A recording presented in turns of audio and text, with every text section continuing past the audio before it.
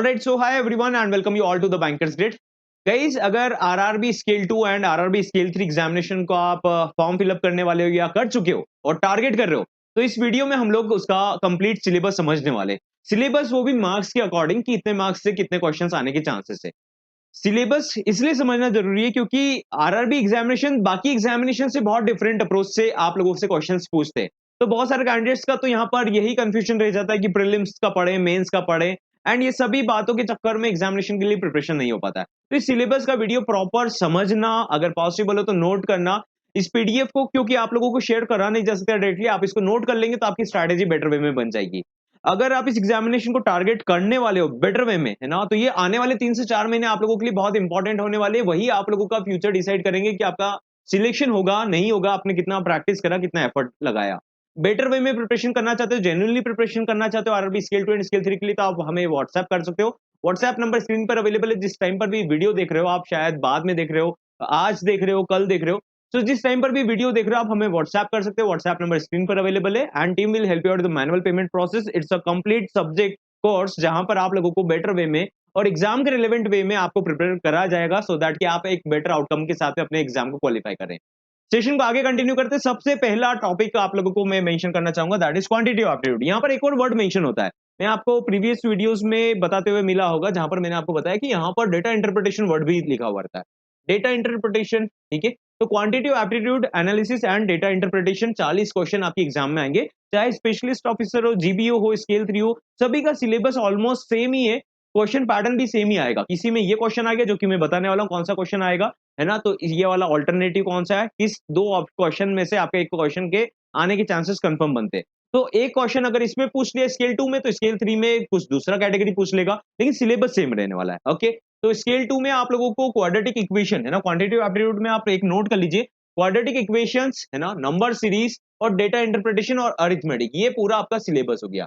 Arithmetic का मतलब क्या होता है, जैसे कि परसेंटेज, प्रॉफिट लॉस के question, simple interest, compound interest, ratio and proportion, partnership, average age, time work, time speed, distance, mixture, allegations, partnership, board, distance, probability, permutation, combination, तो इस टाइप के सारे क्वेश्चन मिलाकर आप लोगों के एग्जाम में आते हैं, उसको बोलते हैं हम अरिथमेटिक। तो कैंडिडेट जो मिस्टेक करते हैं वो मैं आपको बाद में बताऊंगा।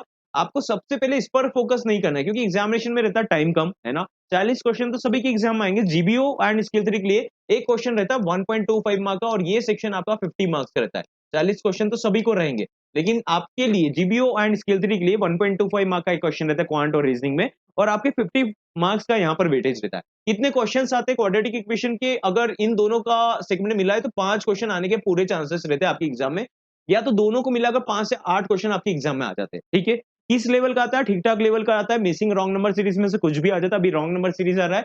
और क्वाड्रेटिक इक्वेशन में भी आपसे लीनियर इक्वेशन भी पूछ लिया जाता है। क्वाड्रेटिक में जो पैटर्न आईबीपीएस के एग्जाम्स में चल रहा है, सेम उस टाइप से भी क्वेश्चन पूछ लिया जाता है। अब डेटा इंटरप्रिटेशन, यहाँ पर आप लोगों को टेबल चार्ट आ सकता है, ग्राफ आ सकता है, पाई चार्ट आ सकता है, कैसलेट आ सकता है। कैसलेट एक तो डेटा इंटरप्रिटेशन आपको पैराग्राफ के फॉर्म में आता ही आता है।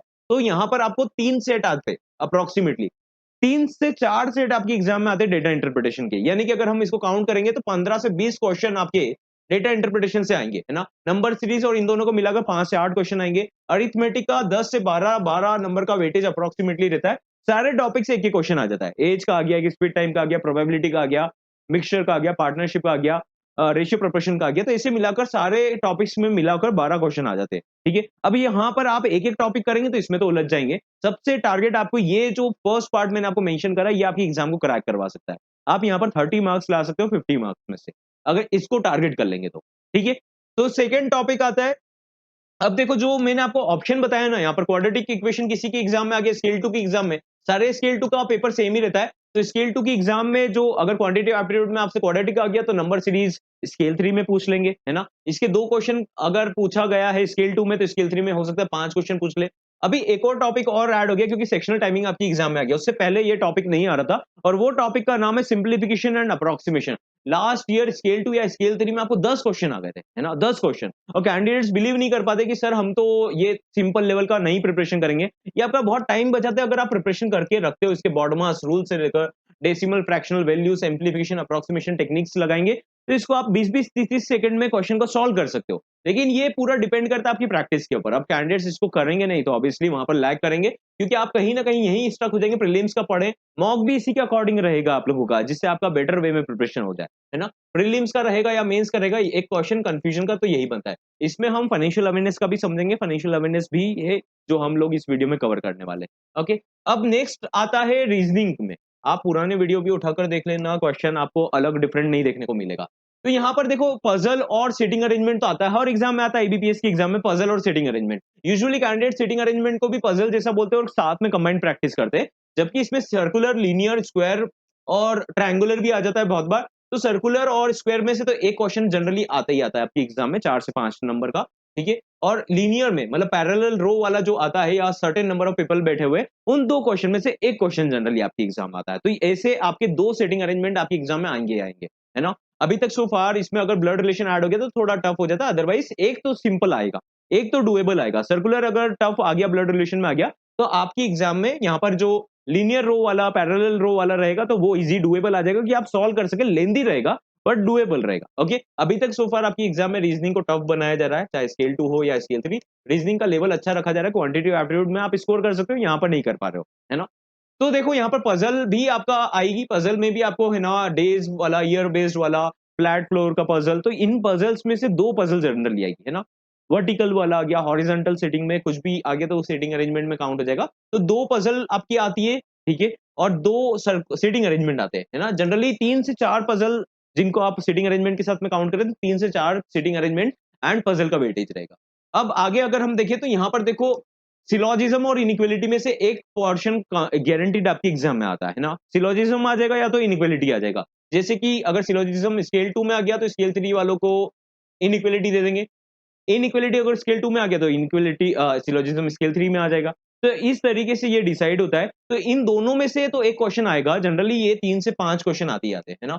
लास्ट ईयर 5-5 क्वेश्चन के सेट आए थे क्योंकि सेक्शनल टाइमिंग आया था, ओके? तो 3 से 5 क्वेश्चन तो आपके एग्जाम में ये आते हैं। आप इसको नोट करते चल रहे होंगे, स्पीड में बढ़कर देखना चाहते हो तो इस वीडियो को स्किप कर सकते हो, क्योंकि आप लोगों का हेल्प नहीं होगा अगर जब तक आप सिलेबस को ही नहीं समझेंगे। आपके सिलेबस को ढंग से समझाने के लिए अभी कुछ भी कहीं पर भी डेटा अवेलेबल नहीं होता है। रैंडम डेटा है जिसको आप रेफर करेंगे तो जनरल सिलेबस है। अब जनरल सिलेबस से आपका हेल्प नहीं होने वाला, ओके? अब यहाँ पर देखो मशीन इनपुट आउटपुट तो गारंटीड 5 नंबर का आते ही आता है स्केल 2 स्केल 3 में, है ना? तो 5 नंबर का machine input 5 question machine input output आपको एग्जाम में देखने को मिलेगा ही मिलेगा। आपको लास्ट ईयर का वीडियो देखेंगे तो वहां पर भी बताया था मैंने दैट स्केल 2 में आप लोगों को मशीन इनपुट 5 नंबर का फॉर श्योर आएगा, इसका प्रिपरेशन करना पड़ेगा, राइट? डायरेक्शन सेंस और ब्लड रिलेशन में से 3 नंबर का एक ना एक क्वेश्चन आएगा। अगर आपकी पजल्स में, है ना, ब्लड रिलेशन का टॉपिक ज्यादा पूछ लिया है, तो डायरेक्शन सेंस आने के ज्यादा चांसेस बन जाते हैं, ओके? तो 3 नंबर का ये क्वेश्चन बनता ही बनता है एग्जाम में, है ना? या तो डायरेक्शन सेंस आएगा तो ब्लड रिलेशन आएगा। ऑर्डर रैंकिंग के मिसलेनियस क्वेश्चन 2 से 3 आते हैं मिलाकर, है ना? या तो 3 नंबर का पजल शॉर्ट में भी आ जाता है और कुछ मिसलेनियस क्वेश्चन रहते हैं। उसके अलावा लॉजिकल रीजनिंग का पेपर रहता है ना? तो लॉजिकल रीजनिंग स्टेटमेंट बेस्ड आता है जो कि आपको अज्यूम करना है, कंक्लूजन निकालना है। तो स्टेटमेंट बेस्ड रहता है, मोस्टली कैंडिडेट का रॉन्ग ही होता है और लेंथी पैराग्राफ में रहता है कि आप पढ़ नहीं पाते टाइम पर। तो ये 7 से 8 क्वेश्चन आपके एग्जाम में आते हैं। वापस से सम अप कर देता हूँ। 2 पजल्स आती है आपकी एग्जाम में, 2 सीटिंग अरेंजमेंट आती है, एक आध नंबर ऊपर-नीचे हो सकता है। 3 से 5 नंबर का ये आएगा, इन दोनों में से और रहता है ना? या तो ये आएगा या तो ये आएगा। 5 क्वेश्चन इसके आते हैं और डायरेक्शन सेंस 3 आएगा या तो ये 3 आएँगे ब्लड रिलेशन का। 2 से 3 ऑर्डर रैंकिंग नंबर का क्वेश्चन आएगा या मिसलेनियस क्वेश्चन आ जाएगा कि मीनिंगफुल वर्ड आप कितने बना सकते हो एंड सो। लॉजिकल रीजनिंग 7 से 8 क्वेश्चन आपकी एग्जाम में आते हैं। इस तरीके से आपके टोटल 40 क्वेश्चन होंगे और 40 क्वेश्चन जीबीओ एंड स्किल 3 के लिए 50 नंबर का रहेगा, बाकी स्पेशलिस्ट ऑफिसर के लिए 40 नंबर का रहेगा। ओके? नेक्स्ट हमारा इम्पोर्टेंट सेक्शन है ना? इंग्लिश, हिंदी, अभी सिलेबस ही नहीं पता लोगों को। टारगेट तो करते हैं लेकिन सिलेबस नहीं पता और उसके बाद में ये 40 नंबर का आता है जीबीओ एंड स्केल 3 के लिए। बाकी specialist officer, IT, CA, law officer सभी के लिए 20 मार्क्स का रहता है ना? 40 क्वेश्चन तो रहेंगे लेकिन 20 मार्क्स का रहेगा। अब 40 क्वेश्चन में से क्या-क्या आता है? तो देखो आपके एग्जाम में रीडिंग कॉम्प्रिहेंशन तो पैसेज, चाहे इंग्लिश हो या हिंदी हो, 2 पैसेज है ना? हिंदी में गद्यांश, आपको 2 पैसेज तो फॉर श्योर आपके एग्जाम में देखने को मिलेगा। अप्रोक्सिमेटली 15 नंबर के 15 क्वेश्चंस यहाँ पर आ जाते हैं। 2 पैसेज आएँगे, है ना? एक तो थोड़ा लेंथी रहेगा, एक नॉर्मल रहेगा। तो 2 पैराग्राफ आपके एग्जाम में आएँगे, इंग्लिश हो या हिंदी हो। इसलिए आपकी प्रिपरेशन चल रही है तो उसमें बेटर वे में अटेम्प्ट करा करिए। ये टाइम तो जाने में टाइम नहीं लगने वाला, लेकिन आपके साथ में अगर आप इन टाइम को यूटिलाइज़ नहीं करेंगे, क्लासेस अटेंड नहीं करेंगे, तो आपके अंदर इंप्रूवमेंट नहीं आएगा, उसी प्रिपरेशन से आप एग्जाम देकर आएंगे जैसा हमेशा सोचते हो। हर बार आप प्लान तो करेंगे कि इस बार मुझे इंग्लिश हिंदी में अच्छा स्कोर करना है, पजल अच्छे से लगाना है, लेकिन आप एफर्ट कहाँ लगा रहे हो, है ना? एफर्ट कैसे लगा रहे हो सिस्टमैटिकली, वो डिपेंड करेगा कि आपका प्रिपरेशन किस लेवल का होता है। सेंटेंस रीअरेंजमेंट मतलब 5 6 से 7 सेंटेंस आपको दे दिए जाते हैं, उसको अरेंज करना रहता है, हिंदी और इंग्लिश दोनों में यही आता है ना? सेंटेंस रीअरेंजमेंट 5 क्वेश्चन आते हैं इसके बेस पर। एरर डिटेक्शन मतलब एरर निकालना रहता है ना? स्पॉट द एरर करना होता है, 5 क्वेश्चन इसके भी शॉर्ट शॉर्ट आते हैं।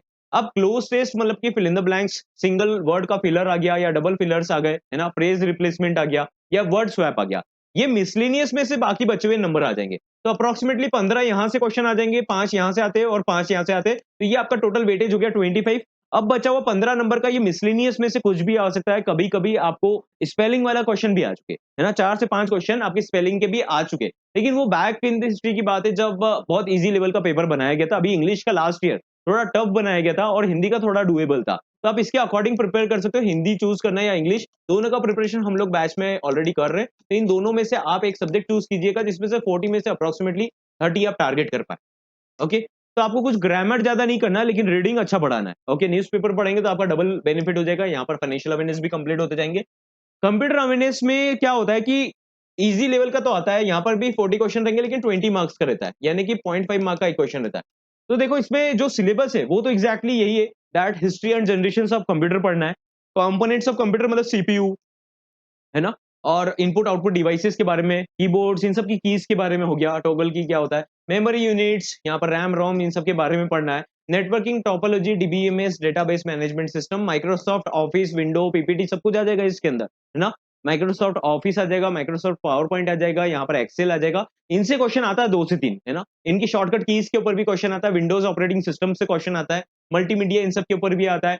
कंप्यूटर सिक्योरिटी एक इंपॉर्टेंट पैरामीटर बना हुआ है, आप जानते हो एंटीवायरस इन सब के ऊपर भी क्वेश्चन आता है। तो आप इस एग्जाम को अगर टारगेट कर रहे हो कंप्यूटर बेस पर तो 2 साल से आपका पेपर ईज़ी आ रहा है। उससे पहले टफ आता था, है ना? जिसने पढ़ रखा है वही पढ़ कर पाते थे। अभी प्रैक्टिकल एप्लीकेशन के ऊपर पेपर आने लग गया है, यानी कि अगर आप कंप्यूटर चलाते हो, आप पीपीटी कुछ बनाए हो या फिर आपने एक्सेल पर काम करा है या आप थोड़ा हैंड्स ऑन कर चुके हो, तो आपसे क्वेश्चन बन जाएगा, अदरवाइज़ नहीं क्वेश्चन बनेगा। तो आपको ये पढ़ना पड़ेगा, है ना? इसका ई-बुक भी अवेलेबल है और इसके शॉर्ट सेशंस भी हम लोग रिकॉर्डेड वे में भी स्टार्ट करने वाले हैं। अब सबसे इंपॉर्टेंट चैप्टर जो आप सभी वेट कर रहे होंगे अगर इस सेशन को यहाँ तक देख रहे हो, तो ऑब्वियसली आप लोग फाइनेंशियल अवेयरनेस के बारे में जानना चाहते होंगे और मैं वो भी आपको अच्छे से बताना चाहता हूँ। तो फाइनेंशियल अवेयरनेस में आप लोग को बहुत सारी जगह से बोलेंगे 12 महीने का ये पढ़ लेना, ठीक है? 10 महीने का ये पढ़ लेना, 1 साल का ये पढ़ लेना। लेकिन मैं आपको एक रियल फैक्ट बता रहा हूँ, financial awareness syllabus banking knowledge नहीं होता, पहला वर्ड तो ये हो गया कि आरबीआई सर्कुलर नहीं दिया है ना? आरबीआई सर्कुलर का मतलब होता तो आप इसको आरबीआई सर्कुलर पढ़ते जाते। 2 साल से तो मैं आपको क्लियरली बता सकता हूँ कि आरबीआई सर्कुलर से 1 से 2 क्वेश्चन देखने को मिल रहा है। स्केल 2 हो या स्केल 3 हो, आरबीआई सर्कुलर से डायरेक्ट क्वेश्चन आपको 1 से 2 ही देखने को मिल रहा है ना? तो क्वेश्चन जो आता है आपके लास्ट 2 से 3 मंथ्स के, है ना? मेनली लास्ट 2 मंथ्स मैटर करता है, लेकिन आप 3 मंथ्स काउंट कर लीजिए कि आपकी 3 मंथ्स का करंट फाइनेंशियल न्यूज़ कंप्लीट होना चाहिए। अब करंट फाइनेंशियल न्यूज़ में क्या-क्या डेटा रहता है, जो न्यूज़ फाइनेंशियल इकोनॉमिकल चल रहा है ना? चाहे बैंकिंग का हो या चाहे सेबी का हो, चाहे नाबार्ड से रिलेटेड हो, किसी से भी रिलेटेड चल रहा हो, जीएसटी का चल रहा हो, है ना? चाहे पेमेंट गेटवेज़ का चल रहा हो। लेकिन आपके लिए करंट फाइनेंशियल न्यूज़ इकोनॉमिक का न्यूज़ बहुत इंपॉर्टेंट होता है लास्ट से 2-3 मंथ्स का, ठीक है? और करंट न्यूज़ से भी लास्ट टाइम क्वेश्चन कम पूछे गए थे, जो न्यूज़ में चल रहा था उससे रिलेटेड स्टैटिक पार्ट पूछा जा रहा है ना? जो न्यूज़ में चल रहा है उससे रिलेटेड स्टैटिक पार्ट, आप समझ रहे हो? न्यूज़ में जो आया हेडलाइन, वो डायरेक्ट क्वेश्चन नहीं आ रहे एग्ज़ाम में।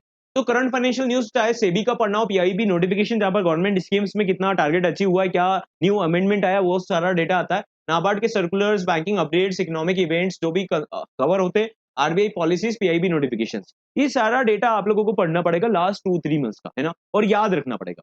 रिपोर्ट्स चाहे आरबीआई एनुअल रिपोर्ट हो, नाबार्ड एनुअल रिपोर्ट हो, यहाँ पर आपके सामने बजट का रिपोर्ट हो, जीएसटी का नया डेटा आया है, राइट? पीएसबी का प्रॉफिटेबिलिटी हुआ, है ना? एफडीआई का कोई सा डेटा आया, पेमेंट डिजिटल पेमेंट्स का कोई सा डेटा आया, तो ये सारे डेटा रिपोर्ट्स के फॉर्म में हमको कंप्लीट करना है और उसके फिगर्स याद करने पड़ेंगे। इनसे क्वेश्चन वेटेज आता है। लास्ट ईयर का पेपर गवर्नमेंट स्कीम्स के ऊपर ज्यादा गया था, लेकिन दैट डजंट मीन कि इस बार भी गवर्नमेंट स्कीम्स में जाए। तो गवर्नमेंट स्कीम्स जो एमएसएमई एग्रीकल्चर रहता है, फाइनेंशियल इंक्लूजन इंश्योरेंस से रिलेटेड, एक एनपीएस तो आता ही आता है आपकी एग्जाम में 3-4 साल से। अब इस बार यूपीएस आ सकता है, विश्वकर्मा स्कीम आ रहा है 2 साल से। तो ऐसे बहुत सारे क्वेश्चन है जो आपके लिए हैंडी प्रिपेयर्ड है, जो हम बैच में प्रिपेयर करने वाले हैं। क्योंकि आपका 1 नंबर का कट ऑफ गया था और स्टूडेंट्स जो रहते हैं प्रिपरेशन करने वाले, वो बहुत स्ट्रगल करते हैं। वो मिक्स करके प्रिपरेशन करते हैं और रिजल्ट 0 आता है ना? तो आप लोगों को पूरा फोकस्ड होकर करना है कि यार जो भी पढ़ रहे हैं, जैसे मैंने आपको बताया जो करंट में चल रहा है, उससे रिलेटेड पूरा स्टैटिक कंटेंट आता है। तो आपको ये इंश्योर करना पड़ेगा कि आप लोग जो डेटा पढ़ रहे हो उसकी समझ पूरी बन रही है। और यहाँ पर सबसे इंपॉर्टेंट पार्ट पता है कौन-सा है? स्टैटिक बैंकिंग एंड फाइनेंशियल, है ना? फाइनेंशियल में स्कीम्स भी आ गया, सब कुछ आ गया। तो स्टैटिक डेटा जैसे कि अगर हम बात करें, तो आपको सर्टिफिकेट ऑफ डिपॉजिट या डिपॉजिट क्राइटेरिया से एक ना एक क्वेश्चन आ रहा है एग्जाम में, है ना? कि कितना क्या ट्रेजरी बिल में चलता है। एनआई एक्ट सेक्शन से भी, कमिटी से भी क्वेश्चन आता है, राइट? पीएसएल हो गया, बेएसएल हो गया, तो एक क्वेश्चन तो बन रहा है स्टैटिक पॉइंट से। तो कम से कम 5 से 7 टॉपिक स्टैटिक ऐसा कवर करना है हमको, जिससे आपके एग्जाम में क्वेश्चन बने। जैसे कि एक बार ये भी पूछ लिया जाता है कि कितना कैपिटल होना चाहिए स्टार्ट करने के लिए, चाहे वो एसेट रिकंस्ट्रक्शन कंपनी का क्वेश्चन हो या एनबीएफसी का क्वेश्चन हो, है ना? तो आपके एग्जाम में क्वेश्चन बनता है, एक सेल्फ हेल्प ग्रुप का क्वेश्चन बनता है। तो ऐसे स्टार्टिंग के कंटेंट आप लोगों की एग्जाम में फिक्स्ड है, जो कि आपको बेटर वे में प्रिपरेशन करना है। एनपीएस से क्वेश्चन अब ऐसा भी नहीं आता डायरेक्टली कि आप बना लें। जैसे अटल पेंशन स्कीम से आपको डायरेक्ट क्वेश्चन ये नहीं आएगा कितना प्रीमियम क्या रहेगा, कौन मैनेज करता है, कौन नहीं मैनेज करता है, कहाँ पर कैप्ट होता है, तो ऐसा डिटेल में आपको पढ़ना पड़ेगा। डिटेल में प्रिपरेशन करने के लिए आप व्हाट्सएप कर सकते हो। बैच में एनरोलमेंट के लिए आप कंप्लीट प्रिपरेशन कीजिए, सो दैट कि आपका कंप्लीट आउटपुट आपको देखने को मिले। अदरवाइज आप क्वांट रीजनिंग में भी स्टक हो जाएंगे इधर-उधर, और फाइनेंशियल अवेयरनेस भी आपको बार-बार डर लगेगा कि यार ये टॉपिक नहीं कवर करा, ये नहीं करा, ये नहीं करा, और रिजल्ट क्या होगा, आप आपका बेस्ट नहीं दे पाएँगे। तो आप स्टेप बाय स्टेप प्रिपरेशन को इंपॉर्टेंस दीजिए, एग्जाम को टारगेट कीजिए। I wish you the luck कि आप बेटर वे में इस बचे हुए टाइम को 3 से 4 महीने को यूटिलाइज़ करेंगे, और जब इस वीडियो को अगर आप एंड टाइम पर देख रहे होंगे, तो ऐसा स्टक ना हो कि आप रिग्रेट करें कि ये टाइम चला गया। ओके? तो टारगेट कीजिए बेटर वे में और प्रिपरेशन कीजिए। I will see you in the next video.